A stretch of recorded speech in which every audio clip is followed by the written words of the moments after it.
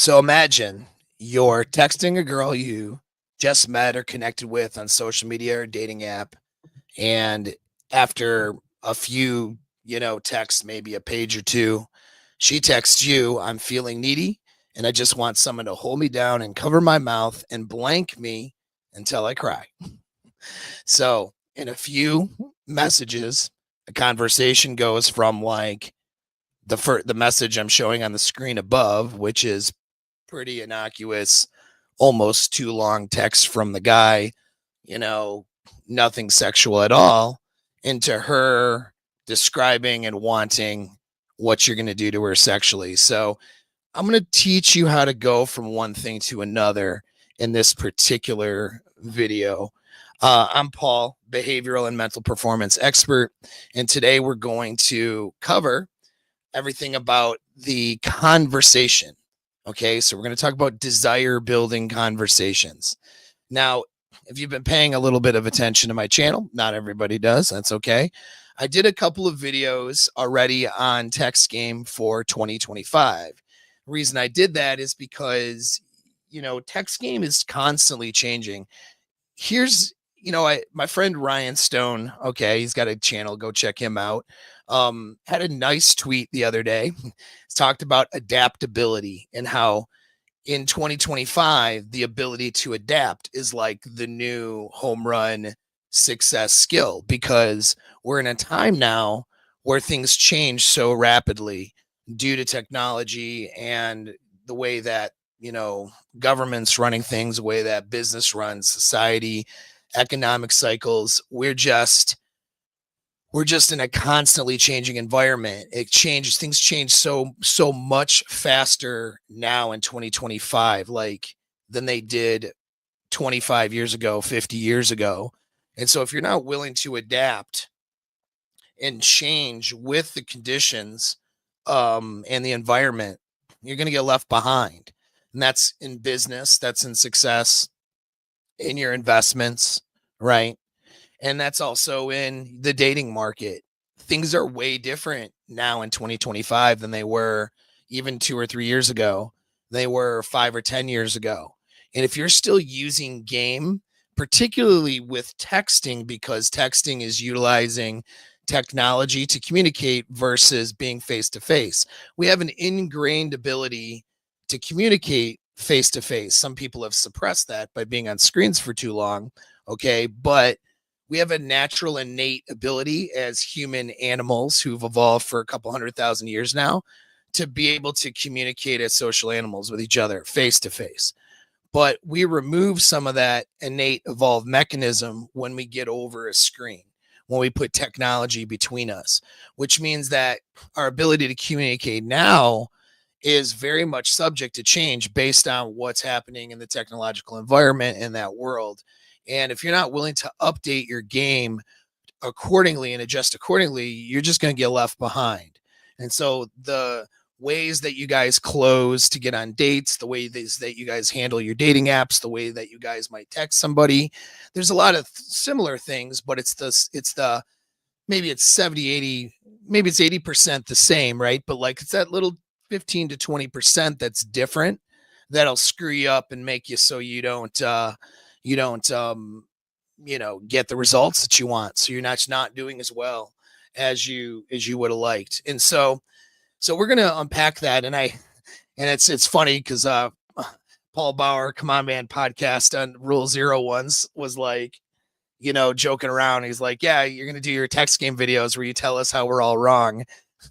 I got a good laugh at that. But yes, I am actually Paul Bauer from Come On Man podcast. I am going to tell you guys how you're fucking wrong. No, it's all in good fun, but really, yeah, no, I have to. And why is because a part of what I do is performance coaching for men. And that's in a lot of different areas of their life, but some of that's in the dating market. Quite a bit of it's in dating market, right? And I always have quite a few clients every single month who are getting advice from me regarding their texting, their text game, setting up the dates, their cold approaches, stuff like that. And these are not guys who are pickup artists going out to the club 4 days a week. Okay. These are normal guys, just like you probably watching this. These are guys who have normal, they work, They make a living. They're trying to chase excellence. They're hitting the gym. They're doing all the work and trying to do all the things to become a better guy, right? And in the process of doing that, they're single and they need to meet women. And so in the process of doing that, they're on dating apps or they're sourcing through social media or they're meeting girls face to face or doing what I would recommend is a mixture of all of those. And they're meeting people. And that's who I have as clients. And I don't have, an 18-year-old doing those things because I'm expensive. So I have a few clients in their 20s, but most of my guys are in their 30s, 40s, and even 50s. Okay.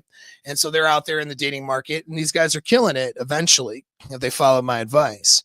But what I get to see, the benefit of all that is I get to see all the different changes and how women are behaving at different ages and areas of their life, because there's a big difference between texting a 40 some year old girl you met on match.com versus a 20 something year old girl you met on Hinge, right? And so like I'm seeing the differences. I'm seeing the differences culturally because I got people all over the world. And I'm just seeing the differences in overall behavior. So I get a nice little field report style test sample of what's going on out there. And because I'm a behavioral, I study human behavior, right? From that perspective, I'm able to sort of see the changes and help guys adapt to the changes really rapidly. Okay. And sometimes better than what a lot of your pickup artists might be able to do, because they might be sourcing in an enclosed environment. They're mostly giving advice from their own results from things they're doing in their area of the world. If they're in Miami or something, or if they're in, London or South America, South America or Mexico or something, they're giving advice based on like what they're doing themselves and what a couple of clients are doing in a closed environment. They're not always, I'm not saying all pickup artists, obviously, but a lot of these guys are not getting the test sample that I'm getting to see what's really going on. What somebody does to pick up a girl on vacation in Mexico, for example, or on a pickup weekend in Miami or Toronto or London or Prague or something, like that's going to be good. Those things are fun sometimes if you can afford it and you want to take a trip and do all that. That's great.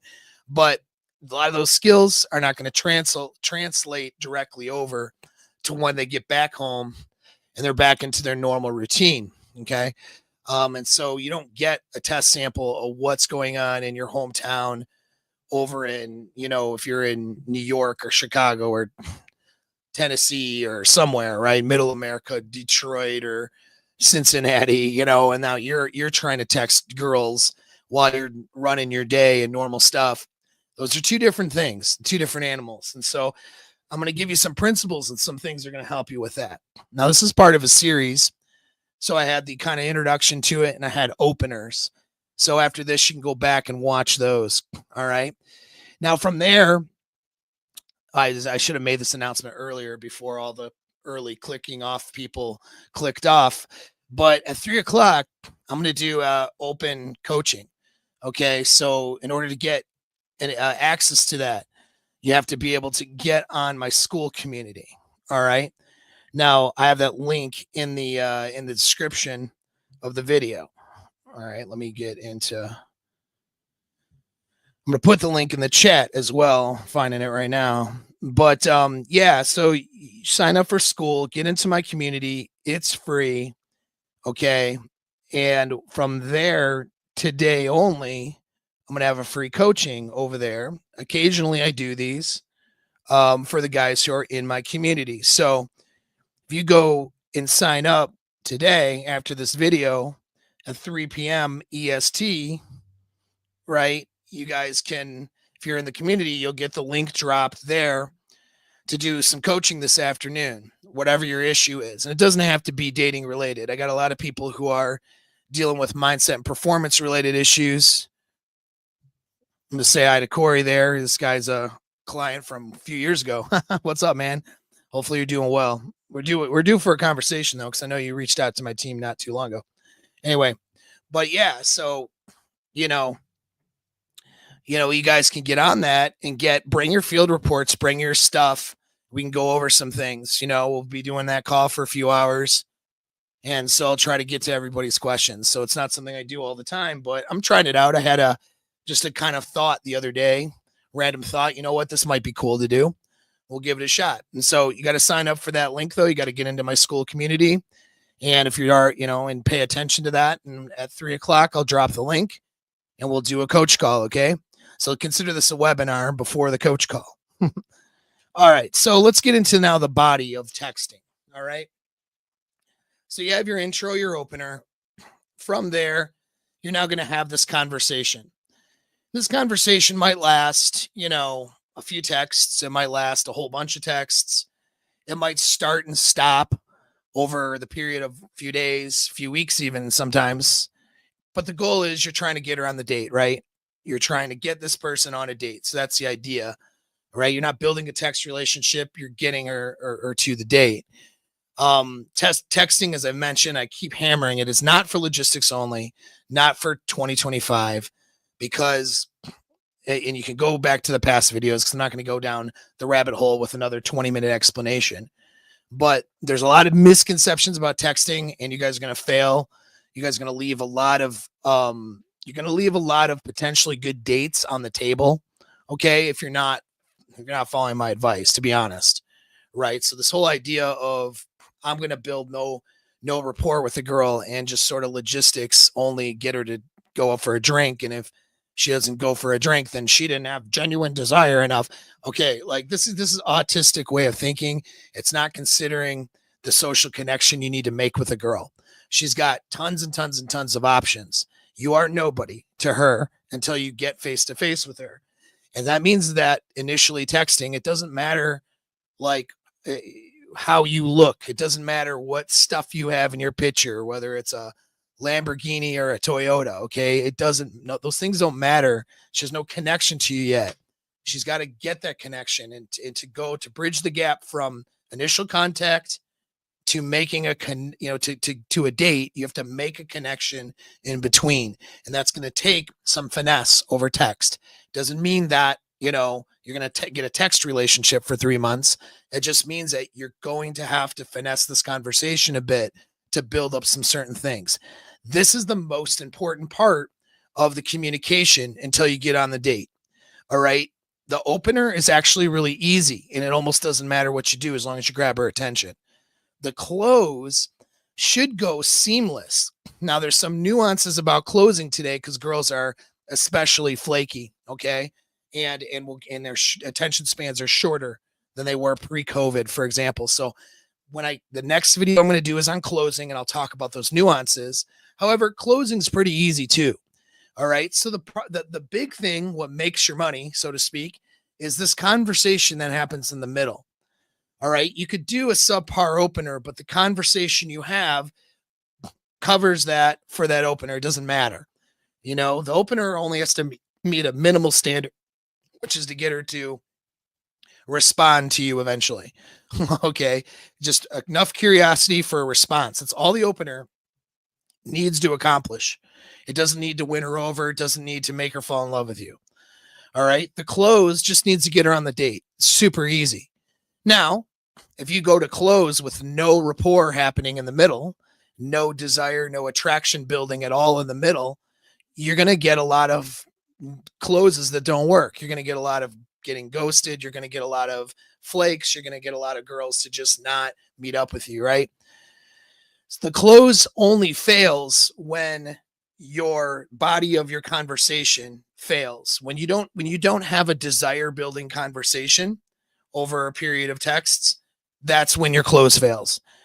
It's, there's ways to do the close to make it easier for you. But if she's bought in from a desire standpoint enough to meet up, she's going to help you on that close, right? She's going to be working with you to make a close happen. There's no magical trick you have to do on the close.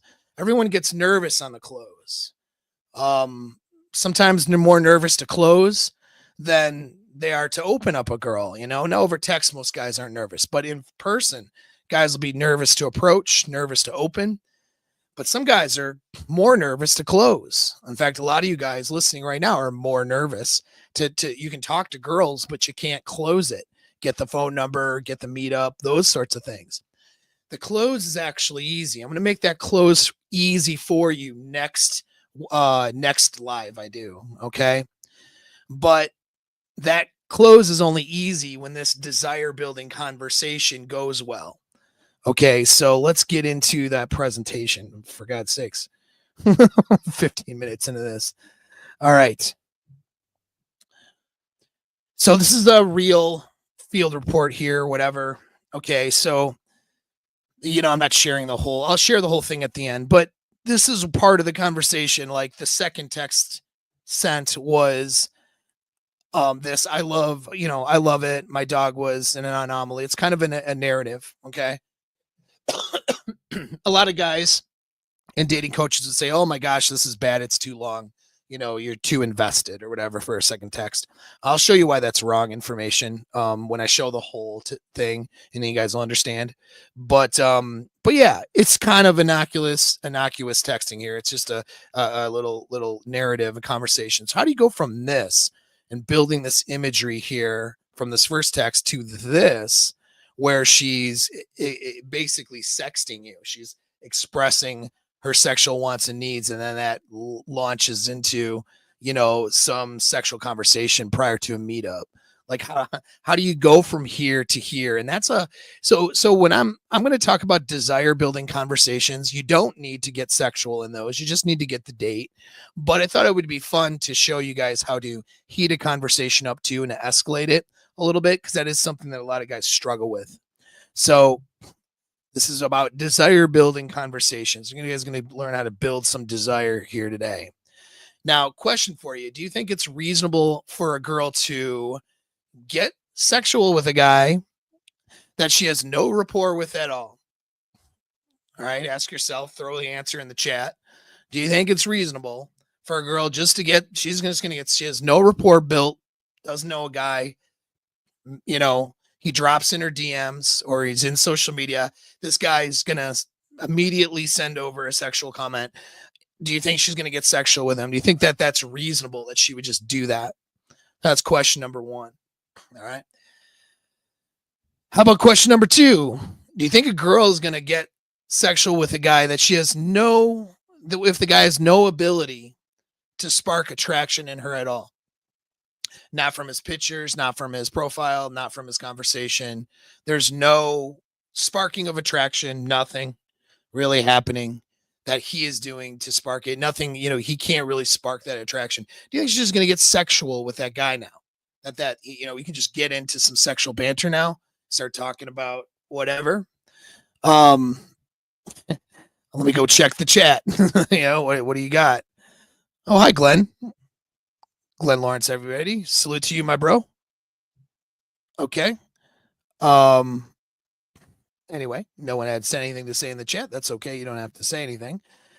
The answer is no, right? I mean, a girl is not just going to get sexual with a guy because, she doesn't have any rapport with him. She doesn't have any attraction. There's no attraction or spark built. Why would she get sexual with a guy? Why would she meet up with a guy? Why would she might respond to some of his texts or his stuff on the dating app or the DMs because she likes attention. So she might, respond, because girls love attention, right? So they'll respond to guys sometimes, but that's as far as it's going to go. Some girls just look to get sexual with people and amp dudes up, right? Then of course they'll send you a link to their OnlyFans. Okay. So, I mean, these are girls who are not really, if they're doing it with everybody, they're not really interested in dating you. There's an angle there, right? And so they're either just that type of girl who just wants sexual attention from random guys, which there are some guys like that, or some girls like that, or she's got a product to promote, right? I mean, that's what it is. And some of you guys, and when I say some of you, I'm sure a fair amount of you watching this video right now, because it's about like 50%, it almost seems like, of dudes are just absolutely simps. And so they'll drop into girls' DMs and just, oh, you're so cute, you're so pretty, and they'll start sexualizing right away. It's almost like these guys who do that, and if this is you, listen up, but it's like almost like guys who do that they're not really trying to succeed at all. It's like they're not actually, they don't actually think they're going to get this girl on a date. It's almost like they just want the girl's attention. They just want to get a reaction from the girl so they can go jerk off, right? Like they're just lacking so much in terms of healthy relationships with women in their lives that they're just trying to elicit a reaction from some girl. If you're starting off like a friggin' pervert, right? Or starting off like, it sounds almost predatory the way some of you guys text, or starting off with a bunch of compliments and, just worshiping her vagina and you've never even met her. Like, you guys are getting off on the wrong foot, right? You're not going to get anywhere. Okay. So let's dispel that. All right. So a lot of you guys do one or the other. So I see a couple of things. I see guys who sexualize way too early. They're talking about how hot she is and all this stuff. That's like the first thing. Oh, you look so beautiful, blah. And then they start trying to flirt right away, right? But they have not built any kind of rapport up yet. They haven't built any attraction at all yet.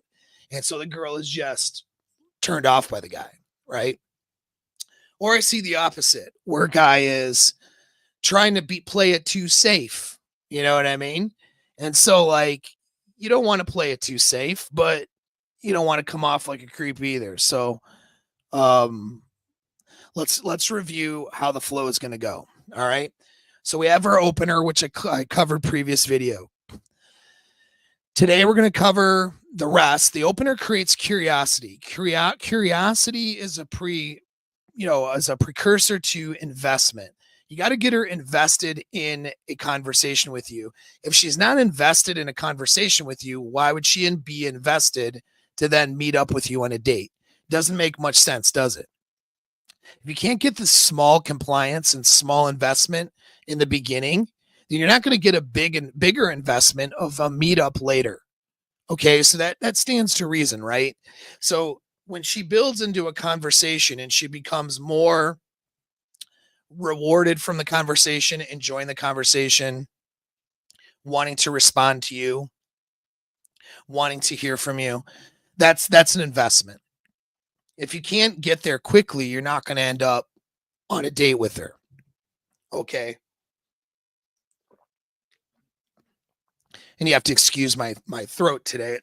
It's deployment related injuries from the military. I got throat problems around the winter. So thank you, Army. Okay. So you'll just have to deal with my voice.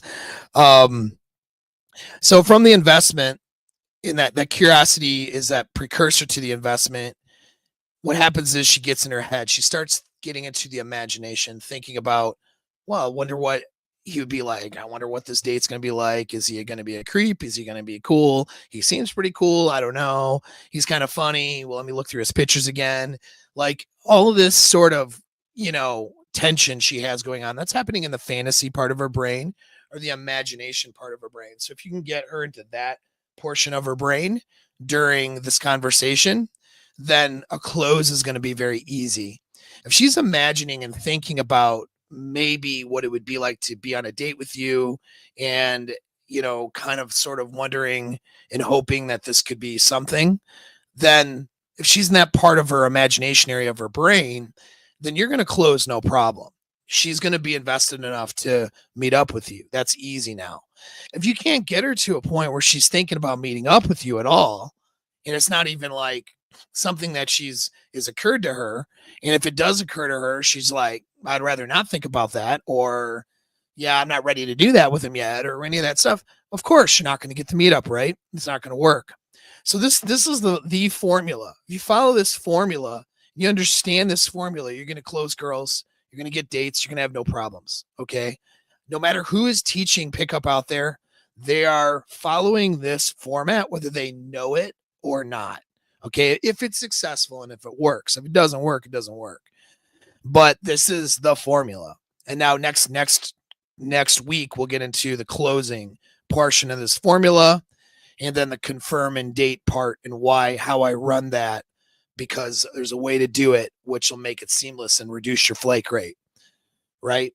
And then we'll do a follow-up video on how to reopen and how to do takeaways and stuff like that. Okay. Because sometimes that comes to play.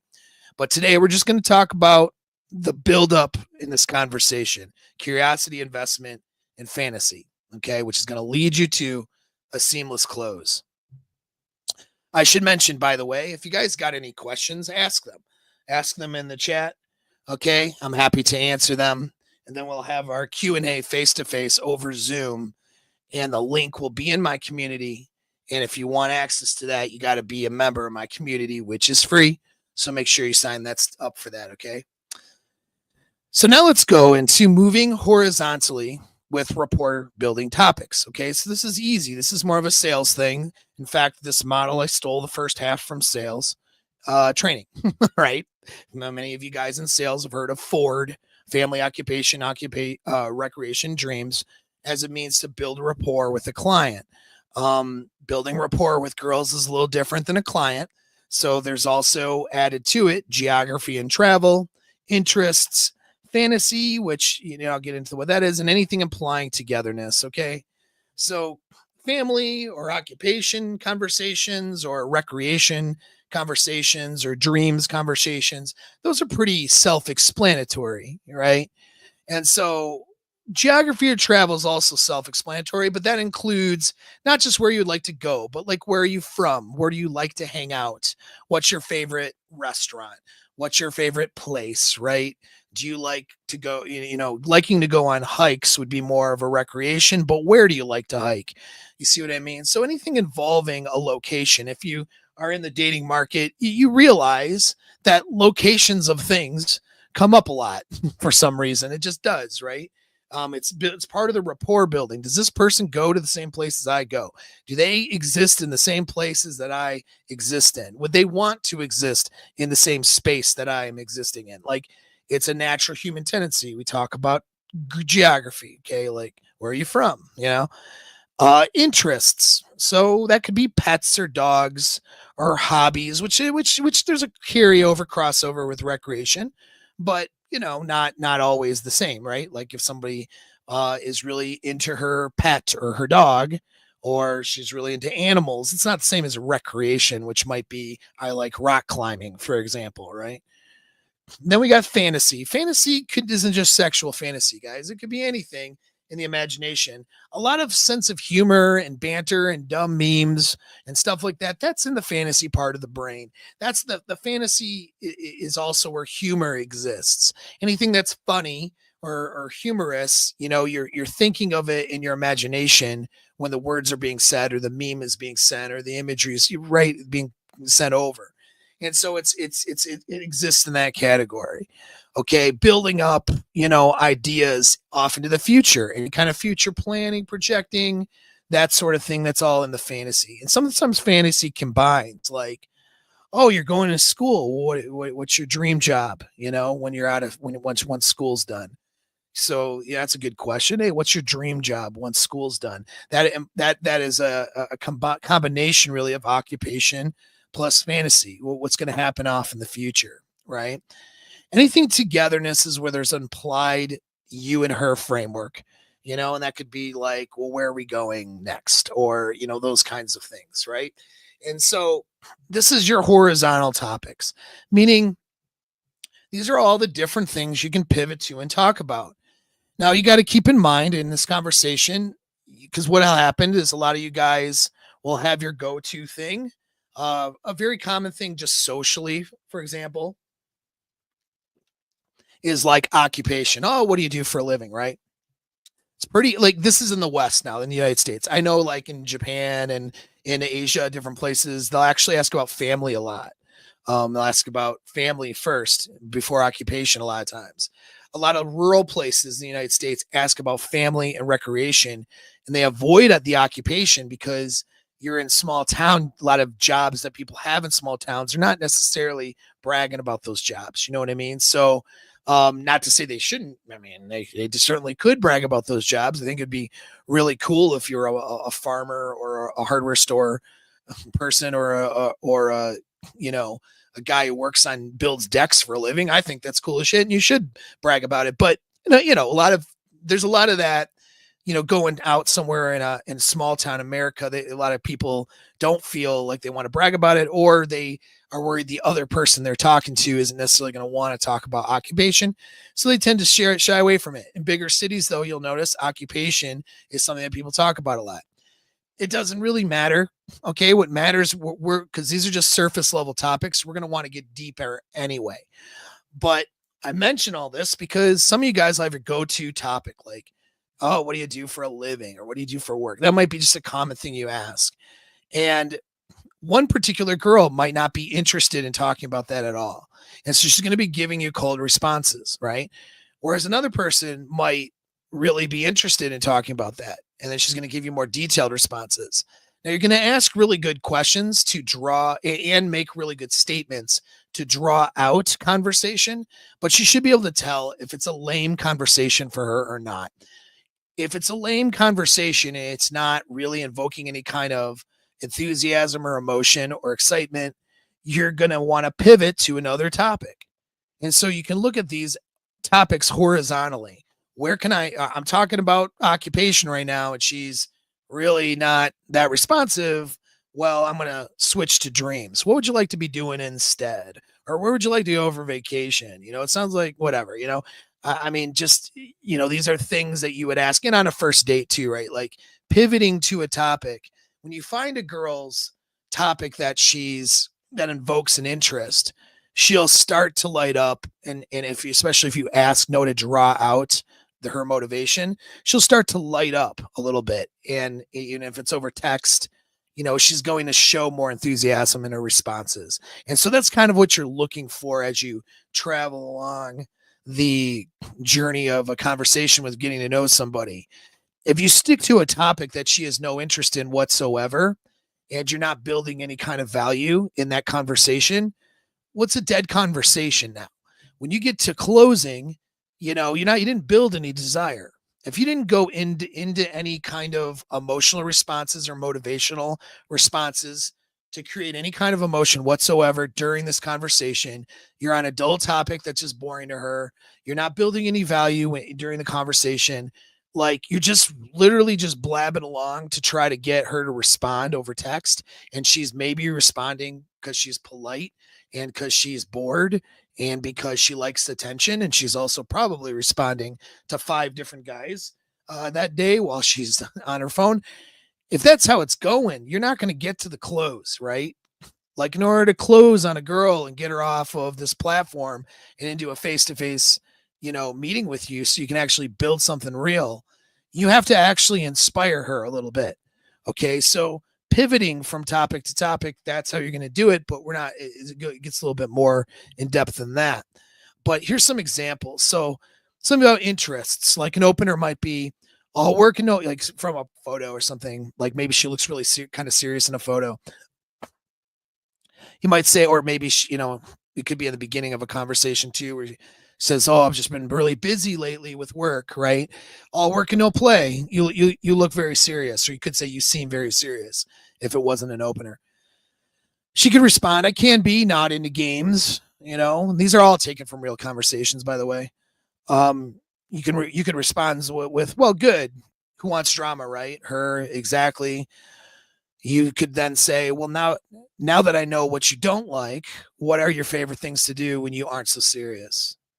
So there's a good question, right? When a girl's being negative a little bit, so kind of just in this sort of negative, what do you call it? Not sarcastic, but just not whatever, not super positive. You guys can put a word in the chat for what I'm trying to say here. You can flip that into, okay, well, now that I know what you don't like, what's your favorite thing to do when you aren't so serious? All right. So you can see how that question is designed to draw some stuff out of her, right? And so she might now respond with something like, I love just relaxing in the sun. I don't get to do that as often with work though.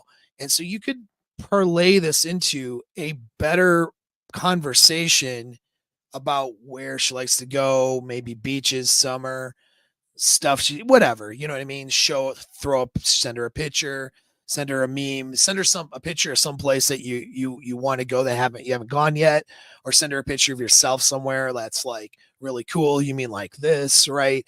You could build this. This is from the Ford gift acronym. This is the I interest, okay, is an example. Fantasy thing, like you could have been an opener. Maybe she had a sarcastic look or some sort of look, or you could just be a funny opener, right? Or maybe she's being kind of standoffish, and you could just in the conversation you could say, well, who hurt you and can I be next, right? Little emoji. She could respond with LOL. I guess that depends on how, with cry face, and then you respond in ways that you'll like. Sounds like we better pick out your safe word now, and then a laugh face. So this is using a little bit of humor, a little bit of sexualization. Okay, but now that's a fantasy. That's part of the F part of the Ford gift acronym, right? So you guys understand the acronym now. You understand moving horizontally in conversation. Now let's talk about, okay, getting a little bit more interesting than just those topics. Because you're not going to sexualize, back to sexualizing. You're not going to sexualize something if you can't, you're not going to be skillful at sexualizing conversation if you're not skillful at asking interesting questions and making interesting statements about normal non-sexual things. Okay, it kind of makes sense, right? Like, how do you get into sexual banter when you suck at, I mean, it happens, of course, right? But how can you predictably do it? How can you do it with consistency if you want to do it? How can you build any of this stuff if you can't just have an interesting conversation? Like, if you're not good at having an inspiring and eliciting, because girls are standoffish a lot of times on you guys when you first start texting. Am I right or am I wrong? They're standoffish, right? And so in the beginning of that conversation, they don't know where to go. If you can't take that into something interesting for her, how are you going to be bantering about sex now or flirting, right? It doesn't have to be completely sexual, but just have a flirty, non-sexual or sexual framework with her for setting up a date. How do you get to that if you can't be interesting in the conversation? I mean, right? So you have to learn how to be interesting, and this is what this is. So, and I'll show you a formula for all this too. So, which questions are more interesting? So, what do you like to do on weekends?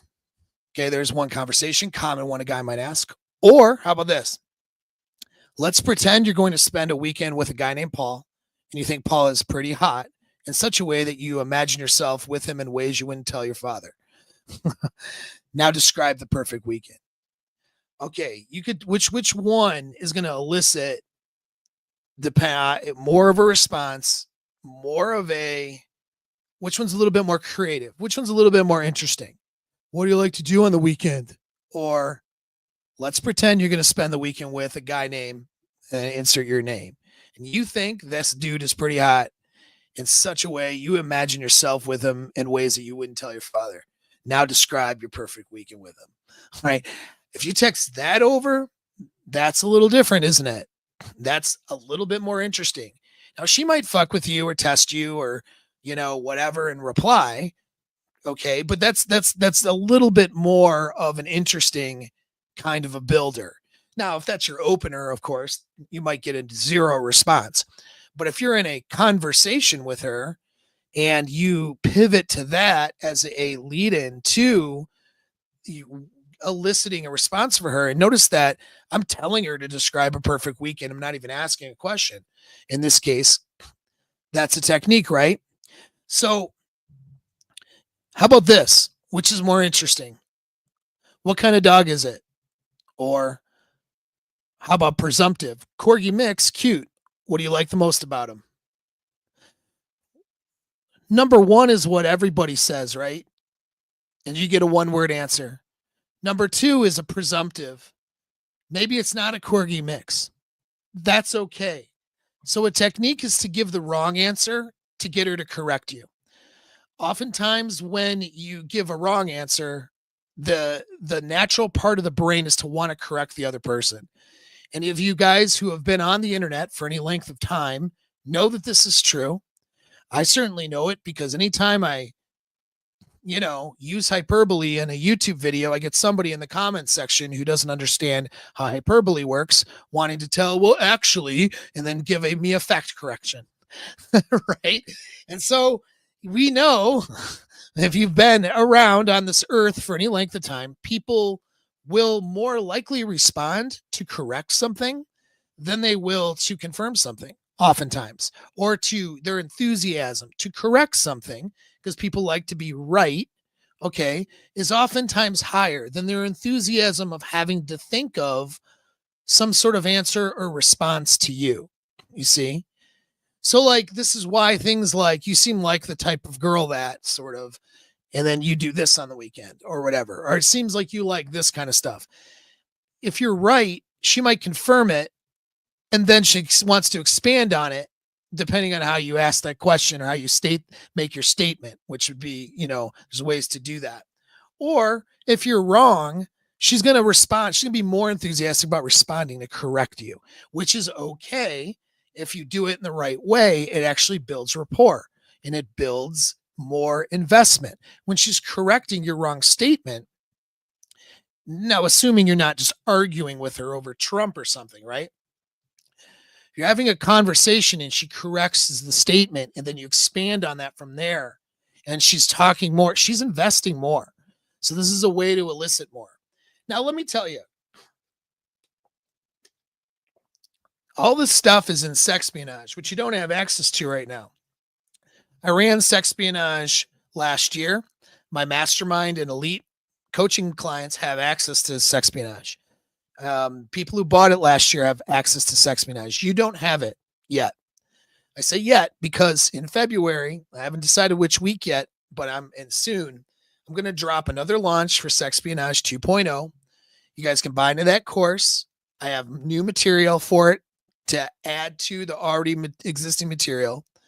And so I have a bunch of new material that's going to help you get massive results in your persuasion stuff, especially in the dating market. So last year, I said, after dropping Sexpionage, the first one, that I probably won't do it for the rest of the year. And look where we're at, 2025. So when I say something, it's not a marketing grift. I mean it. I have a lot of other clients and priorities other than pickups. So if I say I'm probably not going to do another Sexpionage for the rest of the year, I mean, that's, unless the demand is so like crazy that I have to do another one, the answer is I'm probably not doing another Sexpionage till the next year. And that's where we're at with Sexpionage 2.0. I'm going to drop Sexpionage 2.0. It's advanced persuasion skills. Even if you suck at persuasion, though, it's going to take you into an advanced level very quickly. The new material is actually, I have stuff added to it to help you with the inner game confidence is a big part of it. And some simplified stuff to bridge a gap between, lower skill set and medium to high skill, and some stuff that'll really help you guys. So the material is updated and it's better. And I'm going to have 2.0, and it's probably the only time I'm going to offer this course, unless you're in the mastermind type program where you'll have access to the material. It's probably the only time I'll offer this course with the weekly coaching calls on it when I do 2.0 in February. So stay tuned for that. All of these skills I'm talking about now is going to be advanced and more in depth in that material and in that coaching program. So which is more interesting? Okay. So you get it, right? You want to ask and make statements that inspire emotion, motivation, or inspire you and her together. Okay. That is what you're doing with that Ford gift acronym. You want to go ask questions and give responses that elicit emotion and motivation. Okay. So emotion and a motivation. And then with that, a togetherness framework is nice to add in. Okay. If you can't inspire her emotion or inspire some kind of motivation when you're talking to her, she's not going to be attracted to you. It's going to be a dull conversation. And most of you guys have a lot of dull conversations where she's just not enthusiastic and you're just Oh, what do you do for work? Oh, that's cool. Well, I do this. Oh, what do you like to do for fun? Oh, well, I do this, and that's your whole conversation. And you hear some of your first date conversations are like that. No wonder why you're not getting laid. Like, no wonder why girls aren't calling you back and ghosting you and stuff like that. And by the way, 2025 girls are, I'll talk about it a little bit, but I mentioned it in my first video. If you go into my videos after this, yeah, a lot of girls, dude, like they're not as responsive right now as they were during COVID. I'm seeing that across the board, across the globe. If you look at market share and statistics, 50% of there's been almost a 50% drop off of women participating in dating apps. So your participation since COVID, which makes sense, right? Because people can go outside now. A lot of the hot girls aren't even getting on dating apps. So you have a smaller pool to deal with, and there's more guys. The girl to guy ratio is not in your favor at all. It's even worse than it was a few years ago. So you guys are going to get a lot of ghosted conversations, a lot of misses. If you're having a dull conversation with a girl, she's going to just drop off and not talk to you anymore. Like, that's where we're at right now. Okay. So like, it's not just like, oh, you got to be a Chad in your SMV. You got to have $1 billion in your pocket. Dude, guys like Coach have tons of money. They're 1% guys. Guys like Coach are 1 to 5%ers. Like they're the desirable guys a lot of times. And they're getting fucking dead ends via their, on social media and stuff. And the reason why isn't because of their value. It's because of their game. So don't let these coaches who have no game tell you that game doesn't matter. Okay. Because I'm watching it all the time. This stuff matters. All right. Just think about how stupid that is. Like, imagine somebody going into sales and you tell them, you know what, your sales skills, they don't matter. It's the products, as long as the product's cool. Like, obviously the product needs to be good, but you got to sell the product, and a good salesperson is going to sell more product. I mean, it's just common sense, right? So a good person with game is going to get more dates, right? Like, why is that hard for fucking people to understand? I don't understand why it's hard, but I'll tell you why. Because YouTube has people with hundreds of thousands of subscribers. They're not me, that are going to tell you fucking it's all about shit that you can't change, which just inspires anxiety. So you don't have to do any work. You just get anxious about it. That's what people can do. Or they could like go inward and go, I'm just going to go to the gym and I'm going to work on, my money and my crypto investments, which, by the way, that's great. Go do all those things. But they think that's going to get them girls. There's not. It's because your natural tendencies, the masses, probably not you guys watching me. The natural tendency is to avoid simple skill development to get better. Anything to avoid the simple skill development. If I can just fucking do everything else and go for the shiny object instead of the simple skills. Shit, I saw this in sales, dude, when I was training people in sales. And, everybody had a tendency to do it. Here's your sales script, get on the fucking phone. Super easy, right? But no, everybody wants to get distracted into the other things, because the hard thing to do is to have conversations to get the sale, and then to have to learn better skills. That's the thing that requires some effort. Whereas I can imagine myself about SMV and talk about wealth in 2 or 3 years from now, which is way off in the future, right? And I can go internal and just do a bunch of stuff to try to get better, but not approach the actual skill set of seduction. I could do that, and then, I'm going to feel better. Reality is, though, is you guys got to face, you can't be a pussy. You have to face your fear, and you have to face that inclination to avoid facing down this problem, which is that your skill is not as developed as it could be when it comes to game, and you can develop it. You just have to do some work, and the work's easy. You just get the material and then you execute the material. You just got to take your emotion and your ego out of it and be willing to take some L's and some rejections until you get it right. That's it. Okay, enough of the soapbox. Let's get back into it. So you have to go deep with these questions, not just general questions. What kind of a dog is it? Instead, corgi mix, cute. What do you like most about him? You got to go deeper. All right. And so I talk about this more in detail with sex espionage, but you want to inspire a motivation and emotion.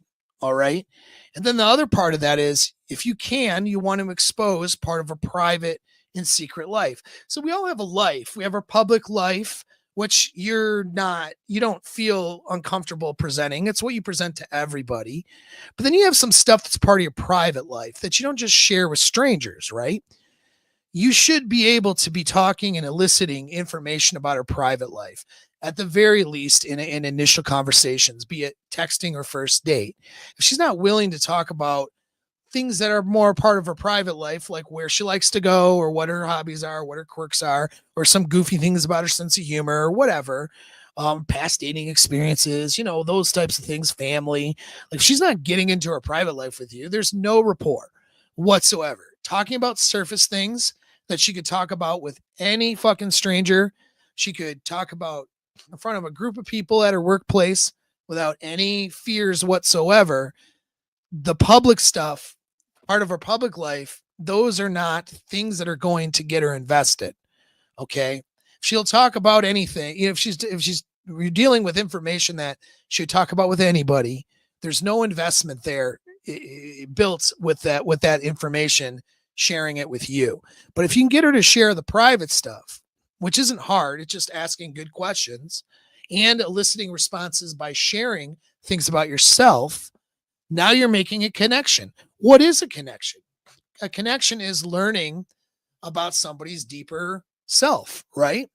It's learning and sharing with somebody else things about you and learning things about them that are deeper than the surface.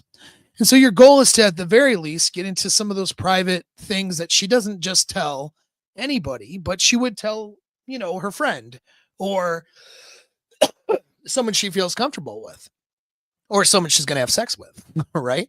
You want to get into the private stuff. Now, her secret stuff is the stuff that she is embarrassed about, ashamed about, maybe, and she'd be careful to talk about. Some of the sexual things are part of her secret life, right? In fact, most of the sexual things should be part of her secret life, unless she's got an OnlyFans, right? And so with that, if you can elicit conversation about the secret life, you have already built now an extreme amount of rapport. Getting the date and actually getting laid from there shouldn't be an issue. All right, let's talk about setting this up. Now, there's a million different formulas out there. You can create your own when you have the skills. Okay, when you have the skills, you can create different formulas based off of the same principles. Sexpionage 2.0 is going to be able to teach you how to do that. Okay, this is just an easy formula. So you here watching me, without a course, can start doing stuff today. All right. So here's a simple formula. You got your setup. So you set up your conversational setup leading into a motivation inducing or emotion inducing question or description, leading into increasing the temperature with flirting and sexualness. And then from there, you either hold that and get the response, or you pivot back to another setup that's non-sexual. So there's the formula. And I'll show you how it works. But so it's this, you set it up, then you have that question or comment that induces motivation or emotion, possibly a togetherness framework, then something flirtatious or something a little bit more sexual, and it amps up. Might start off as something more joking or using humor is very common, or using something just kind of bold or flirty. And then from there, depending on where you're at in the conversation and how that conversation has been going, you can leave it at that sexual comment, which is holding that tension to get a response. Or most commonly, you won't hold it. More commonly, a better thing to do in the beginning, at least, is to pivot. So you make that flirty comment or that sexual sort of innuendo, and then you say something non-sexual right afterwards, which is a setup for the next thing. Okay. So there's your formula. This is how you raise the temperature. And this temperature increasing comment can escalate more and more as the conversation goes, depending on her responses. Okay. So give the example here, like, and I'll be checking the chats here in a minute, but given that formula, all right, you're gonna get one of three responses from her when you say something flirtatious or sexual. You're gonna get either the most likely response in the beginning, if you pivot to something else, especially, is she will ignore that sexual comment. She will not address it, but she'll address the non-sexual thing that you said. Okay. That's probably what I see like most commonly. That is a good thing though. That's not a bad thing. That's a success. If she continues with the conversation, even though you've made a flirty or sexual comment, then she's accepting that sexual framework or that flirtatious framework. She's still enjoying being in this conversation with you. Just her temperature is not high enough to flip that switch into overt sexual banter or flirtatiousness like that. Okay. So she hasn't reached that point yet, but she's still open to that because she accepts what you're saying and continues in a positive way in the conversation. So if she doesn't address the flirty comment and then you're into a non-sexual but emotion and motivation inducing conversation, it's still great. You're still doing good. And you just let that build again with that setup. And then you go into something else. You say you do something flirtatious again. You'll get either a non-response or a response, and you just rinse and repeat. If you get non-responses, you can get non-responses up until making out with her, kissing her while you're dropping off, and then ending up in her place having sex with her. Like, you're fine. Okay, so some girls are just a little bit more reserved, they're a little bit more shy, and they're not necessarily going to banter with you like that. But as long as they're accepting that flirtatious framework and willing to draw closer to you with her emotions and then physically draw closer on a date, you're fine. Okay. So that's the kind of, in the beginning at least, that'll be your most common initial response. The other response is you might say something to heat it up a little bit, and then she takes the ball, runs with it. This is where she finally, her horniness and her mammalian brain sexual drive is now built up enough, and you've built it up with the conversation by eliciting interest, you know, emotion, motivation, by causing her to become more invested. It's causing her to sexually become more interested as well. This is how you're building desire. And then what happens is she flips with something you might say, and then she says something flirtatious back, or she says something, overtly sexual back. Maybe now you're in a sexual banter. Okay. So she'll take the ball and run with it when you flip that switch. Okay. So that's the best response you could get. The worst response is where she'll shit test it or address it, but it's more like, she's not accepting your sexual framework. Now, if that's the case, then you know that this conversation is not moving in the right direction. Okay. Now, what to do about that is something, probably a topic for another time, given the amount of time I'm spending on this video. That's a sex espionage thing. Okay. Something to share later today. You could ask me in the Zoom call today. Remember, get on the community. And if you have a question, you can ask me that question over Zoom and we'll get into that. But what to do when that happens. But that's the most rare response, though. Reason why that's the most rare is because there's a reciprocity principle. Most girls don't want to be like rude or whatever. So even if they're unsure about you desire-wise at first, they'll accept what you're saying and continue the banter. Now, once they accept it, it sends a message to their brain. Why are you accepting this? Because he must be a sexual option. That's how the subconscious mind will process that information. This is where you're subliminally raising desire. Now, actual subliminal work isn't woo-woo stuff that other people talk about where it's magic and they're in a trance and they don't know what happened, and then you say a key word and then they go murder someone for you, right? Like that's not how the shit works. Actual subliminal messaging and conversations is slipping words and key phrases and stuff in that, and then her subconscious mind accepts that framework and accepts it and then moves on with the conversation without thinking about what she just accepted. And then all of a sudden, what happens is now all of a sudden she starts feeling a draw sexually towards the person she's talking to because subliminally you inserted that in there. Look at all this shit you guys are getting on a free video right now, by the way. Like, Jesus. I don't know anybody who talks about this stuff in a free video. So I'll get to some of these questions. They're good ones on the chat. All right, so let's go back to that presentation. All right. So some examples. So, okay, so this is going back, or one example I'll share here. So this is going back to now the previous text I opened with, right? The texting that I opened with. So you open with her. By the way, this is a real conversation, I should mention. Okay. So I showed the screenshot earlier. You open with cute. What's her name? And then parenthesis dog. So I'm going to explain every step of this. I'm getting a little detail here. All right. So you get the sexpionage explanation. When you say cute, exclamation point. Now, what's her name? Like by starting with cute, it grabs the attention a little bit because it's like, what's cute? Me or the dog? Or the right? Like it's not clear at first. So the brain reads cute. Her brain reads cute. Maybe he's talking about me. Maybe he's not talking about me. It leaves a question.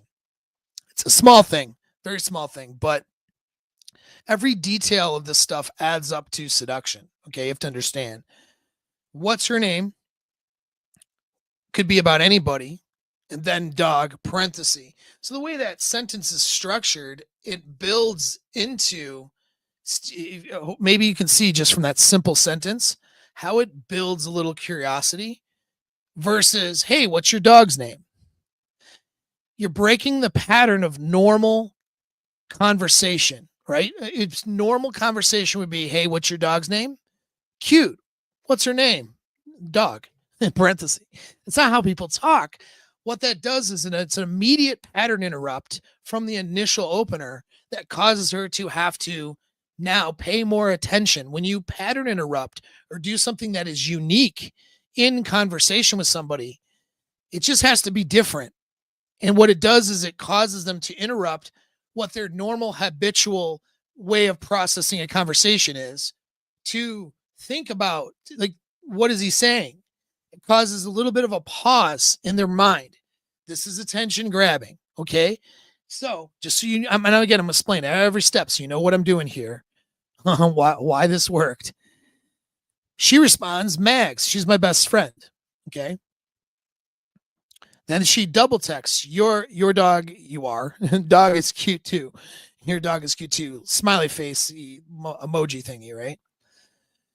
Now here's the narrative that I included in the beginning. Okay, so because she double texted, it demonstrated some additional investment. Okay, she's wanting to elicit more conversation from me. If she just responded Mags and didn't say anything else, that would indicate very low interest, and probably she's wanting me to show her more interest, and possibly she's just wanting my attention and doesn't really care to have a conversation with me, potentially with a one-word answer. Potentially, because she could just be socially not calibrated, as many women are not. So whatever. But when she says she's my best, she's trying to tell me something here. What's she trying to tell me? She's trying to tell me, okay, dogs are important to me. Pets are important to me. My dog is the most important thing to me. I don't have a ton of people friends. I am not a person who's out meeting tons of people all the time, potentially. because my best friend is my animal.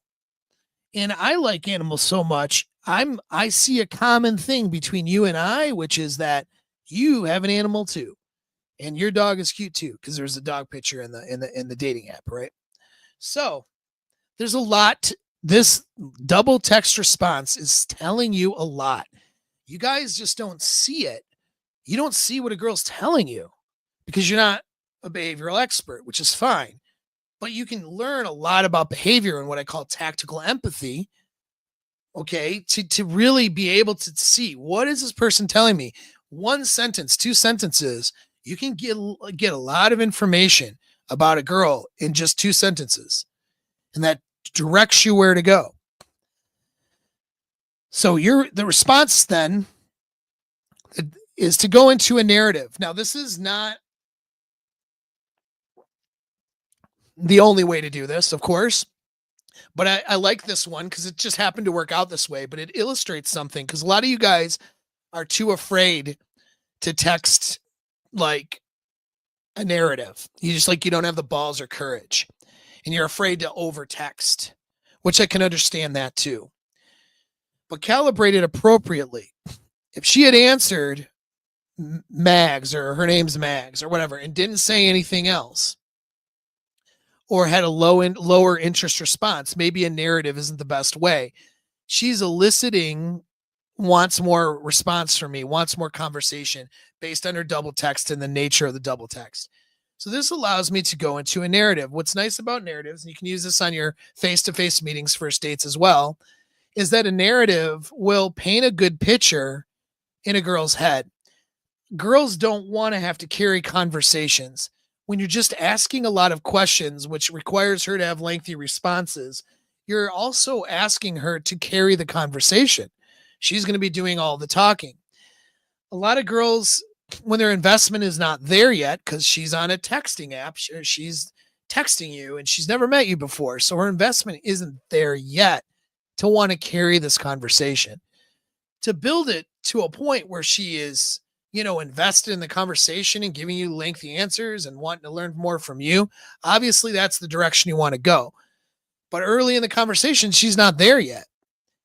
So think about what happens to a girl when she's scrolling through reels on Instagram or she's scrolling through TikToks, which is like every girl now, right? What is she doing? She's passively getting her attention, taken from her, right? She's just passively getting her dopamine areas of her brain tickled through this little passive event. This is why girls are not as good socially today in 2025, because they're practicing that activity all the time over the phone, passively just being entertained. Well, okay, you can cry about that girls are not as good at talking now, or you could use that to your advantage. Which one are you going to do? Successful people use things to their advantage, right? So from a persuasion perspective, this means that I can draw her into that and stimulate that dopamine more or less by entertaining her. And I don't mean by being a dancing clown or monkey, but I mean by putting imagery in her head that has the same effect as if she's watching a reel. Okay. And you tell mini stories. You make mini statements. Not all the time, not every text, but just to break a pattern or to start a pattern. And then this is the nature of using hypnotic language, something we talk about in sex espionage. So as she kind of falls into your narrative and sort of hears you drone on about something, you're eliciting imagery in her head, though, which is just like a casino, just like reels. It's like next thing. She's seeing all this stuff, and it's tickling parts of her emotions, and it's pulling some emotion out of her. And then when it's her chance to respond, she has a higher level of motivation now to respond, because you just gave a whole thing and potentially even what appears to be opened up to her.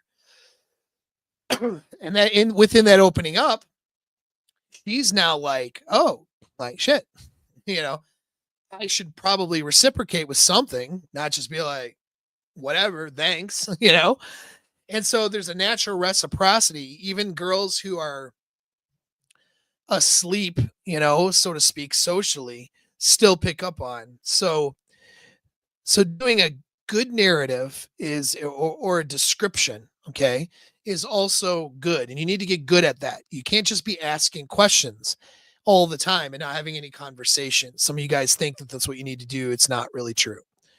So, given the nature, the best response here was to go into a narrative to pull her into a conversation further, right? So, the response is, in this case, I love it. So now we're getting into a story. My dog was an anomaly, lol. I always had large breeds, but this little guy I got on a circumstance with a friend. He was a mix of some he was a mix of some usually slightly annoying small breeds, lol. But he was not annoying at all. He had that big dog energy. Sadly, he died a few months ago. He was my best friend too. All right, listen to that narrative. She just said her dog's her best friend, and then she said my dog's cute. And then I just told a story about how the dog died. Okay. So do you think I'm pulling emotions out at this point when I say that? Women are solipsistic, right? Okay. You can cry about it or use it to your advantage. In this case, when you tell a story about your dog and it kind of builds, and then he's dead and he was your best friend too, which is, this is a true story, by the way, but you know, it works. You're sharing something now about yourself. You're sharing something that is, part of your private life. So you're opening the door to private life now with a story. Her solipsism is she's now empathizing with that. Not because she knows you or cares about you yet, but the idea of the dog passing away, the idea of losing your best friend. We know that that's a hook point for her. So now we just draw on that with the story. What do you think that's doing to her investment? She hasn't even said anything yet. Where's that investment going? So now she's already getting into the fantasy part of her brain from one statement. And then you double text. Oh no, don't ever double text a girl, says guys who doesn't get girls. All right. Too many freaking red pill manosphere guys who don't know how to actually get girls. There's some red pill guys that do. So I'm not talking about them. I'm talking about other people who are just grifting, right? Next, you double text. Anyway, it'll be a while before I get another, but I always notice a cool dog. And then little sad face. That sucks. I've lost dogs before too. Actually, this sad face was supposed to go after she said I lost dogs before too. When I translated into the slide, it didn't translate right. But she says, oh, that sucks. I've lost dogs before too. Sad emoji. And I just lost a cat last year and I cried for weeks. LOL. I'm such a baby with animals. It makes me sad just to think about it. Okay, we're not talking about getting laid right now and having a fun conversation, obviously, but we just hooked into high motivation, high emotion, with a stranger right off the bat. You see how that works? You gave a narrative, and that narrative elicited a narrative from her. You see how reciprocity works? And now she's in her emotions. So, okay, cool. But it's kind of sad. So we can flip that now. But we're now in the area of private life, right? Not necessarily secret, but private right now. We're no longer surface level and we're eliciting emotions, right? So already there's more rapport here and more interest in this conversation she's having than the other 5 dudes that she was also talking to at the same time. All right. So then you respond with, well, we'll focus on how cool your dog is in lieu of me being able to have mine and a laugh face. So since she is so cool, I take it you and Mags go hit the clubs and bars on weekends. ? So humor, right? We're now in the fantasy area of the Ford gift acronym, having a little humor, talking about her hitting the bars and clubs with her dog. Obviously, that's not happening, right? It's kind of humorous. She just responds, LOL. Probably not sure what to make of that. And then you could let it go, and instead you're going to keep going. And usually with 2 besties, one girl is usually the slutty one, and the other is the voice of reason. So which one is it? So So which one is which? Question mark. All right. So again with humor. So you're going out, hang out with your dog, going to bars.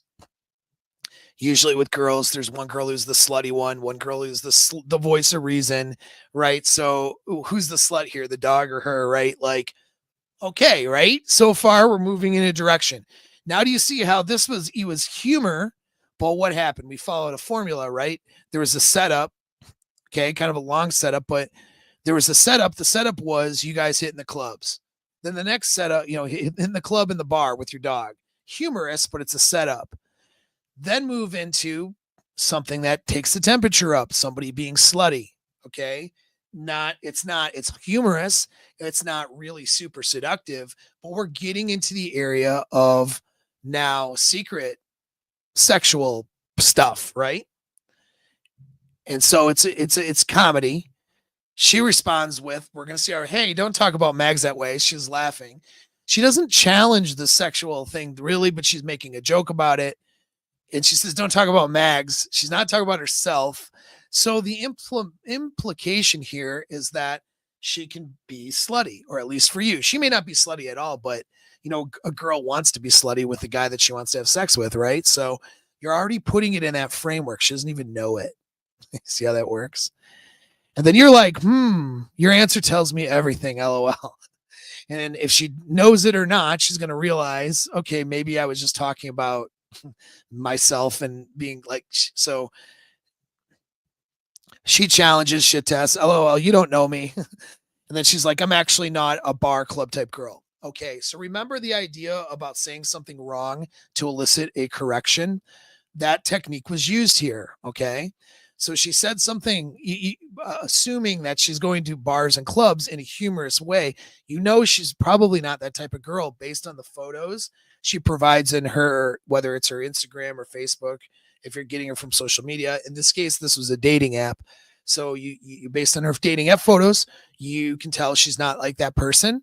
And so then you're making a joke but assessment, which she wants to correct now because she wants to show that she's better than girls who go to bars.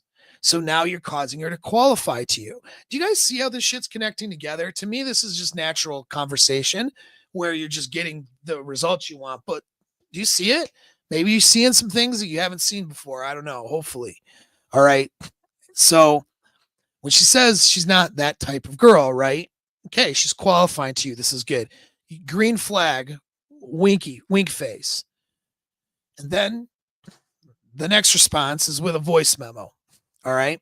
I'll talk about using voice memos and stuff in like next slide here, but voice memo. I actually like that you aren't going out all the time. I actually like that you aren't a going out all the time type of a girl or someone who dates a ton of dudes either, as I would guess, given that your bestie is Mags. I see that as a good thing, but it sounds like you want to break free from your routine, connect, and maybe do something a little freeing. So sending a voice memo, if you have a good voice and you use a seductive tone without it sounding pervy and creepy, okay, there's ways to do that. Again, sexpionage reference, coaching call later today if you want to know about more about that. Okay, so now you just did that. So you're opening up more investment, more conversation. Girls a lot of times won't voice memo you back if they're shy about their voice, but in this case, she did. She responds, I love your voice. I'm not on dating apps very often. I've never actually met someone off this app, but you seem to have a pretty good read on me so far. Now, all right. So now you see how this temperature is going up, but it's calibrated. It's a calibrated raising of temperature. Look at the way that this sentence was in a voice memo, much more acceptable in a voice versus over text too. The sentence, but it sounds like you want to take a break from your routine, connect, and maybe do something a little freeing. Like that has a very seductive tone to it. Freeing sounds very sexual. You're saying, oh, you're this good girl, but you want to do something to break from that.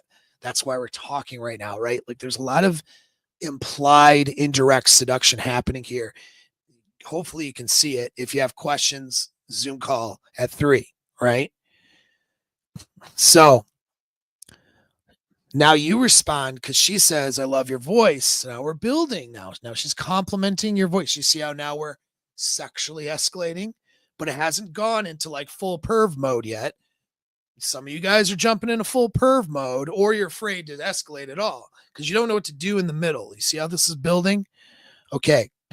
Now you're going to be overt now. Now you can be overt because you've built enough rapport to say your voice is sexy as fuck too.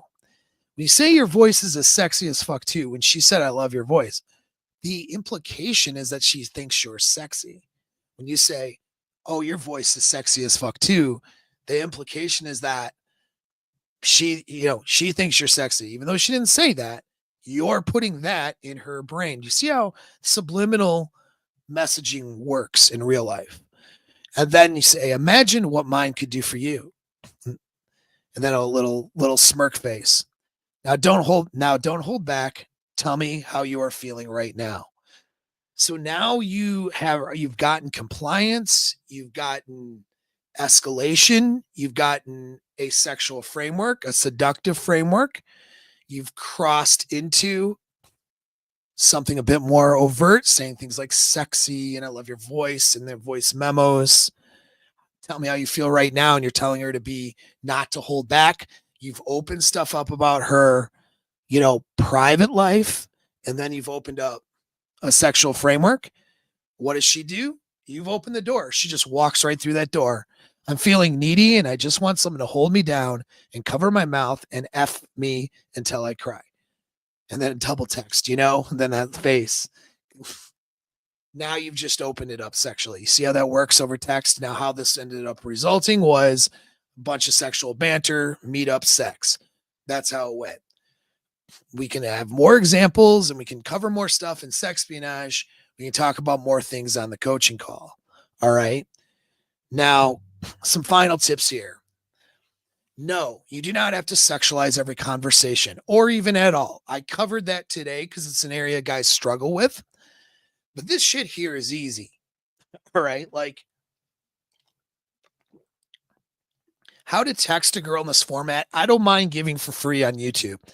What I'm giving you right now is information that you would probably pay for, and it wouldn't be necessarily as good in other coaching programs. I mean, that's the reality of it. You're getting it for free right now versus paying somebody else to get something less good. I give this away for free because that's not the reason to get into a coaching program. The coaching program is to get more developed in the skill. That's where we practice. We have accountability. You go out and do stuff. You get questions answered. We rehearse stuff. So you learn through rehearsal and you get more and more in depth. To me, this stuff is very basic. To most other people, this stuff is very advanced. Just saying. All right. So you don't have to sexualize every conversation or at all. You just need to get her on the date. But you're still going to use all the principles that I talked about in this video to make that date happen. You're going to escalate through that. You're going to use one of the topics in the Ford Gift acronym. You're going to try to strike on something that's a little bit more motivational or inspiring, and then to move into, hey, why don't we grab a drink next week? I'll talk about that process next week's call live stream. We talk about closing, okay? How to do that. So we'll get to that for sure. But you are eliciting some emotional investment is what it is, and inspiring a little bit of emotion using this format that I cover in this video. Whether you're sexualizing or not, you have to do that at the very least to ensure that the close happens good and that she actually meets up with you instead of ghosting you or canceling on you, right? So just want to mention that, okay? Now, the next thing is you have to remember this, and this goes back to the first video on this, is your profile looks, how your profile looks is what she will visualize when you talk to her. Mediocre looking people can look good, by the way, with good photography without catfishing. So if you're not a super good looking guy, you're not going to win a modeling contest anytime soon. continue to work on that. First of all, you do want to try to make yourself look as good as you can, but you don't need to get hung up on it either and have low confidence. You really don't, man. There's none of you guys like really, because guaranteed she's banged someone uglier than you or has thought about it. Guaranteed, 100%, dude. So unless you're coming to me with like a massively deformed head with some weird, crazy accident, I don't know, you look like the Elephant Man or some shit. And by the way, if you do look like the Elephant Man, I can still get you laid. All right. But if you're not coming to me with extreme physical disability that makes you hard to look at, you're fine. Just don't get hung up on that shit. Don't get hung up on all that black pill bullshit. Doesn't matter. Okay. I've gotten guys of every different level of SMV to have good relationships with women and good sex with women. You don't need to fucking worry about it. It's all about how she feels, right? And but that being said, a good photo and a good quality photo is going to, make the difference. You can make a average to mediocre looking guy or girl for that matter look great with a good photo. And that's without catfishing. I'm not talking about making yourself look like you're 180 pounds when you're 300 pounds and overweight. I'm not talking about catfishing. I'm talking about just a good quality photo at the right angle can really change those things. She's going to picture whatever you're saying to her. She's going to picture the guy that she sees in photos as the guy who's seducing her. If you look like shit from a bad photo, then this stuff doesn't work as well. So don't handicap yourself with a terrible looking profile. It really does make a difference here. Okay. And then the third thing is to use multiple mediums for delivery of communication. This is something I've changed and recently changed too. If you're like an older, freaking Gen Xer like me or something, right? Like you're not into the technology and you're not emojis and GIFs all over the place and shit like that. You're not doing that very often, usually as a Gen X type of a guy, but get used to using all different types of communication, especially if you're dealing with younger girls. If you're dealing with, when I say younger, I mean in their 20s, right? If you're dealing with a girl in her 20s, a Gen Z type, whatever, right? Like she's used to using all these different things to elicit emotion. You're trying to elicit emotion and express emotion. Okay. And so a dry, just text all the time is, it's good if you use proper language in the texting, but adding that little emoji, adding that gift, throwing in that meme for humor, and then get comfortable with all platforms. It used to be like, oh, you got to get her off that particular platform to get her into your other particular platform. Listen, nowadays, it doesn't matter what platform. I promise. You just have to, as long as the benefit of getting her like off a dating app to Instagram or to your phone is just her demonstration of investment. So there's that part of it. But especially the younger girls, they're used to just bantering off of Snapchat, and they might feel fine with that. You might meet up with a girl who you've only talked to on Snapchat. That's normal. That's normal for a 23-year-old girl or 25-year-old girl or something, right? So like, don't get hung up on, I need her. Don't be like a boomer who just needs her to be on your platform, your shit. Be flexible. Be willing to use multiple forms of platforms. There's a benefit of getting her to your Instagram if you have a great looking Instagram. There's a benefit of getting to her to a phone because that's just demonstrating investment. And obviously that's going to be what you'll need to do for a meetup, just to demonstrate that investment. But get comfortable with all platforms, right? And using different ones and using different modes of communication. And that includes the video chatting, okay, a video clip, and a voice memo. So those are some things that have changed even from 5 years ago. Not to say people weren't using voice memos or little video clips from 5 years ago, but a video clip, if you look good and you don't look like shit, a video clip is highly effective. A voice memo is highly effective. I prefer voice memos because that's because I've been told I have a good voice, even when my voice is like this.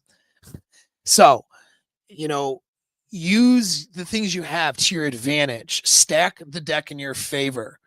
All right. Hey, like the reason why people win fights, whether it's a guy in the street or whether it's a special forces team, the reason why they win a fight is because they stack the deck. They don't get arrogant and say, well, I'm going to handicap myself 12 different ways and then go into this situation. And then, because I'm overconfident and I think I could just win, even if I've handicapped myself, you know, 10 different ways. I mean, that might be fun to do every now and then as a game, but don't really do that in your dating. Stack your deck as much as you can in your favor. That's getting diverse with how you communicate, using voice memos, using a video clip. All right. In that example I showed, the voice memos sold it, did it, and then it pushed it into a sexual banter or close and sex on the first date. So, don't leave things on the table. All right. And the last thing about photography, I want to just show you an example. All right. This is the same person. This is a bit extreme, but it's the same person. All right. You'd almost think the guy on the right is a catfish. But if the guy on the left, same guy, were to grow his facial hair out, use some skincare product, make sure his hair is done the right way, maybe get a little sun, if he shows up on the date, the guy on the left, he's not catfishing. He's going to look more. But a lot of the reason why the guy on the left here is, by the way, the same guy, but the picture on the left, the reason he looks so bad is just mostly because of the photo and the photo quality, right? You got to keep in mind that when you're taking a picture, you're taking something that's three-dimensional with three-dimensional lighting and projecting that on a two-dimensional plane through the medium of a camera, okay, which is subject to only what the lens can pick up and only what that camera can process. So you're not, a lot of times you're going to look way worse in real life in a photo than you would in person. You want to make yourself look as good as you can in person on your photos, not to catfish, but to look good. Why though? Because she's doing it.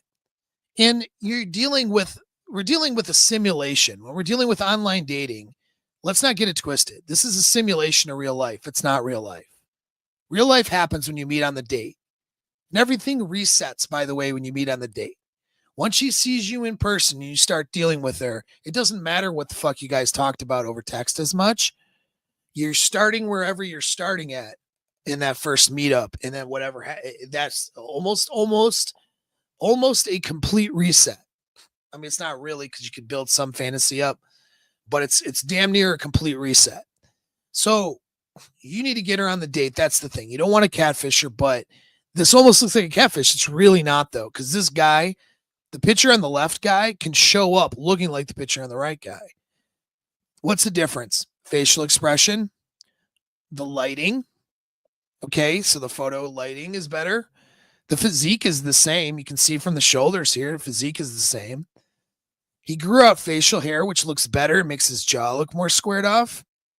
So, so some looks maxing there, right?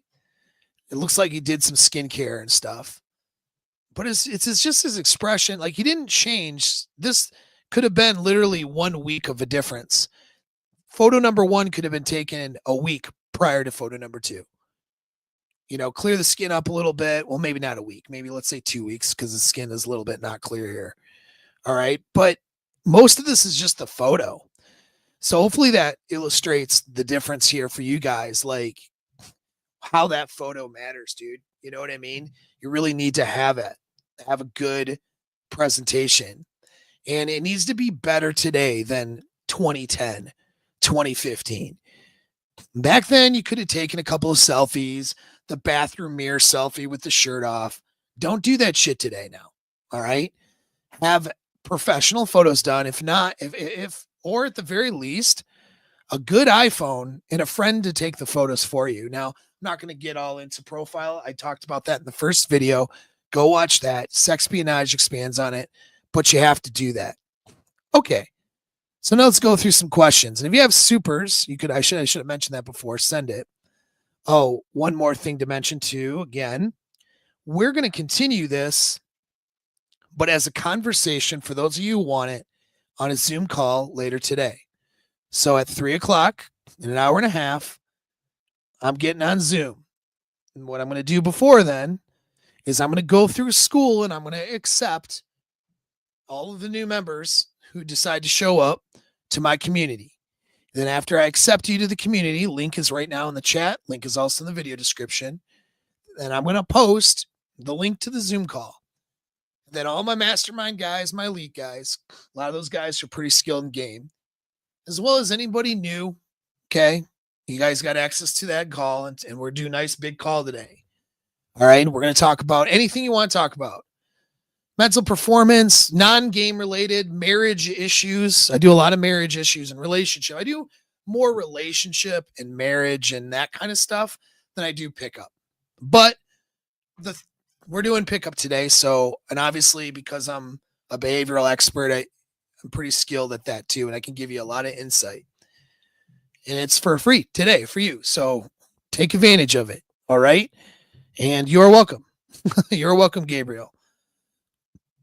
Now I'll go through the questions here. No supers, whatever, that's fine. Just shoot a comments later, maybe in the comments section when I close the video, just to help the algorithms, because I do struggle with that. So John Smith asks, can you talk about men not wanting to date after an LTR, fear of intimacy and trauma, even if you can get girls easily? Yeah, we can talk about today a lot. If you want to talk about it on a personal level, get some coaching on it, get in my community, be on that call today. But I'll answer it quickly here. Look, when you have bad experiences in the dating market and you invest yourself emotionally, your vasopressin, oxytocin, beta endorphins all get attached, reactive to a particular person, which creates that attachment. Then you lose that attachment. That can be very traumatic, and it can make you not want to have relationships in the future. It can make you want to avoid that pain. That pain avoidance comes from a couple of different places. It comes from, just trauma and bad experience, right? But it really comes from a fear of the unknown, because when you are dealing with a girl that you is a good match for an LTR, you're afraid of what that's going to look like down the line, and you're afraid that's going to end poorly. So then there's a reluctance to want to move it into a commitment. The problem with that is you then lose all of the benefits that a commitment could bring you. You lose all of the benefits that a relationship could bring you. Now, it's okay if a guy doesn't want a relationship right now or whatever, and doesn't want those benefits. There's an argument to be had for that, but a lot of the guys, that's not really what it is. It's really just that they're afraid. They're afraid of the unknown often in the future. How you cure that fear is by learning skills. So there's a couple of things. One is learning skills. And that means that you learn better skills, but we'll say game skills, but it's really not just pickup skills like how to text a girl, but how to handle conflict, how to handle argument, how to communicate, how to properly lead, how to properly vet, how to properly set tone and frame, and all of those things, these skills in a relationship. When you improve on those skills, then you take out this unknown factor. It's not quite so unknown what's going to happen in the future. The other thing is, when you get into that LTR, you make it an advantage. You learn how to make your moves that you make in a relationship an advantage. In other words, when I get into a relationship, decide to offer my commitment. Okay, and I have a girlfriend, so I have that going on, right? So when I give my commitment and have a committed relationship with my girlfriend, I'm winning whether that relationship fails or succeeded. I set up the conditions so that even if I have to break up this relationship and move on, I walk away with a win, and I walk away better than when I started. Okay, so you arrange your relationship life so that you walk away with advantages no matter what. So then that takes that fear out of the way too. And then the third thing is processing trauma. Processing trauma has to do with getting into your subconscious mind and getting into your body and using your body to release some of those traumatic effects from the previous relationship. These are all things that we do in coaching. All right. So you might want to consider doing that because you're not going to have really the relationships you want until you learn how to do those things. But that's kind of the rundown. And I appreciate you watching all the videos, man. Thanks for the support. Okay, so now Gabriel E asks if she mentions she has a kid without having asked, is that a deal breaker? That she has a kid without having asked, meaning you didn't ask her? Well, you have to ask yourself whether it's a deal breaker for you or not. Why is she meant? So you ask yourself, why is she? I mean, you have to ask yourself some questions. Why is she mentioning she has a kid? What is it about that conversation that's causing her to mention that? Is it in the beginning of the conversation? Well, she's then obviously wanting to signal or announce that. Now, why is she announcing it? Could be, I wouldn't, to answer your question, it's not a deal breaker necessarily. You have to look at the motivation behind it. Now, for those of you who are going to scream and jump up and down and say, never date single moms. Well, it depends on what you're doing. If you don't want to adopt a single mom, which I don't recommend that you do that, but there are some situations where it's fine. But a casual partner, I mean, you were talking about dating, right? So maybe some single moms are great sex partners because they don't want the relationship. They have other things to worry about, but they want to get laid and they want somebody to be a good port person to do that with that isn't going to put them at risk. So there's all kinds of reasons people get into it with single moms. I'm not saying you have to build your life around her, right? But with that, you have to decide, of course, what you're looking for, what you want. It helps you decide the conditions of that relationship, how you're going to proceed. But maybe it could be a green flag. It could be her trying to tell you like, hey, I don't want to surprise you with this. I want to be upfront and let you know because maybe she had bad experiences before where she didn't disclose that she has a kid and a guy goes on a date with her and she's like, wow, the date's going really well. And then she's like, well, I have something to tell you. I do have a kid. And the guy's like, well, I'm not fucking interested. And he gets up and leaves and it goes badly. That could happen, right? I could see that happening. A lot of single moms usually go through that at least once where a guy's interested, finds out she has a kid, then he's not interested, right? So to avoid that heartache and to avoid being accused of deceiving you, maybe she's letting you know up front. That'd be one way. Or maybe she thinks you're a simp and you're going to take care of her kid for her. And she wants to, some guys are just simps and maybe she's beta male fishing. Maybe it is a shit test. Like Corey says that's one option. It's not the only option. Right. So you have to look at her behaviors around it. What happened before, what happened after, she said that, and to determine with tactical empathy why she's telling you that. And then based on that, that's going to tell you how to proceed. So hopefully that makes sense. Okay. Is there anything deeper than just laziness for wanting to avoid skill development? Yeah, dude. So a lot of times it's not laziness. A lot of times it's protecting your ego. So they done and also just in protecting your self-esteem. Because think of it. If you could be like, well, I'm not getting girls and I'm not getting laid, but I'm not really getting out there and talking to girls either. And I'm not really, I'm not really learning things because I'm busy or I'm working on this or I'm playing too many video games. I'm doing other things. So I'm not really doing what it takes to get girls to want to date me. Well, what does that mean then? The message to your subconscious mind is the ego protection is, well, if I did learn these things and if I did talk to more girls, I would then have girls. The brain is you're protecting your self-esteem from the possibility that you learn all the skills and then that women don't want you. You see how that works? So the brain, because it's such an existential threat for a guy to not be able to mate. So the brain is telling them, you know, well, like, I don't want to find out that I'm unmateable because that's going to make me want to kill myself, right? That's going to make me want to take myself out of the gene pool. So I don't want to find that I'm not mateable. So instead, I'm going to, you know, I'm going to like not do the work so then I can protect myself from the possibility that I might not be good enough even after I've done the work. That's what's going on, and that's the biggest thing that guys do is they protect their egos. The male ego is so fragile. It doesn't have to be, shouldn't be. I'm not saying that as a shaming thing, like how women will say that to guys, but it is true. You guys avoid doing things because you're afraid of having your ego damaged. And it's an existential threat not to be able to mate.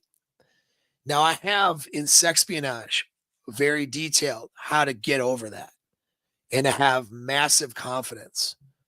You won't have any like problems approaching anybody and have any problems doing the work. I have it all detailed out. Sexpionage 2.0 because it's a process. It's not a process that'll take you years, but it'll take you a little bit of work mentally, a couple of weeks. But when you do that process, you remove all these fears. You put yourself in a position where you're not even thinking about the idea, not even in subconsciously, that you're not good enough for women. You know, it just becomes, well, I'm going to learn the skill. It's fine. And it allows you to enjoy learning the skill. Guys don't enjoy learning the skill. And they say things like, oh, it's a waste of time, or what's a waste of time? You got nothing but time. Everyone has the same amount of time every day, and then you die. Who gives a shit? You have nothing but, we all have nothing but time. So when something is a waste of time, what they're saying is, it's too painful for me to do that. To try to put myself to learn that is painful for me for some reason. So I feel like I shouldn't do it. I mean, what if I told you guys that you could put the amount of effort it takes me to snap my finger a couple of times, you can put that amount of effort into the world and have girls wanting to sleep with you. And then you could take your pick from those girls and decide what kind of relationship you want, whether it's casual or long term, and that you could have a great life with women. But all you had to do was waste your time, quote unquote, with a few skills and learning for a few weeks. It's not a waste of time, is it? How much time do you get back in your life when you don't have to think about this shit at all? You don't have to worry about it. You just go out and get girls when you decide to get girls. Like the a person who's skilled in seduction puts so much less time into women and has so much more time for the rest of their life. So this idea that like, oh, it's a waste of time, it's just bullshit.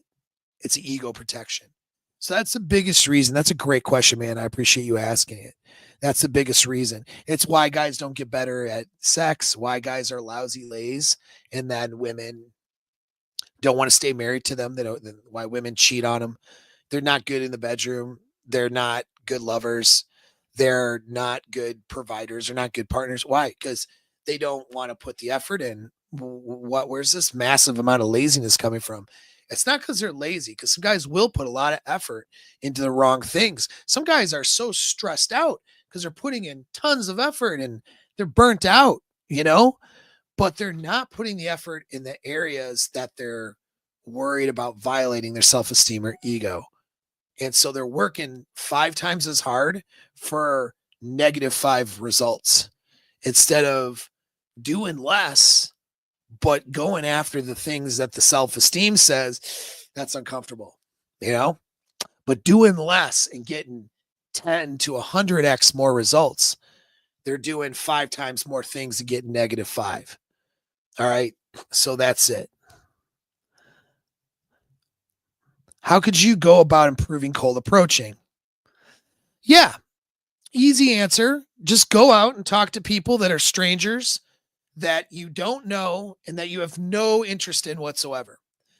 That's how it starts. The old lady checking you out in the grocery line, random dude on the street or waiting for a bus stop or if you do public transpo or something, right? Person sitting in at the bar, a waiter or waitress, cash the bank teller. All right, whatever. When you go out, just talk to people. Practice opening just conversations about nothing that are pleasant and good to have, where you're not stealing someone's time, you're not taking things from somebody. All you're doing is offering social value. Like, oh, hey, it's kind of, it's pretty icy out, you know? Hey, cool shoes, nice hats. Are you almost off work? Are you going to enjoy some sunlight tonight? Or are you working into the evening?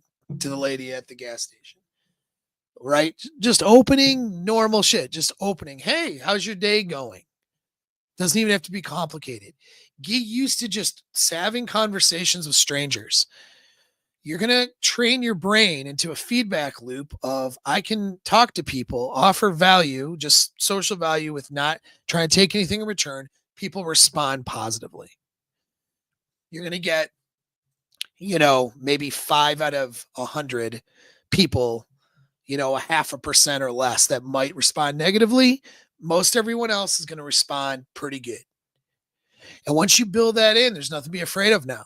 So from there, you now escalate into having more targeted conversations with women that are attractive. Super easy. Starts off with just warming up, talking to people. All right. So that's it. You want to improve cold approach? Just start cold approaching. But start off with people you're not even sexually interested in. Don't even have to be women. If you're so nervous to talk to a girl, talk to dudes. It's not sexual. You're just practicing opening a stranger.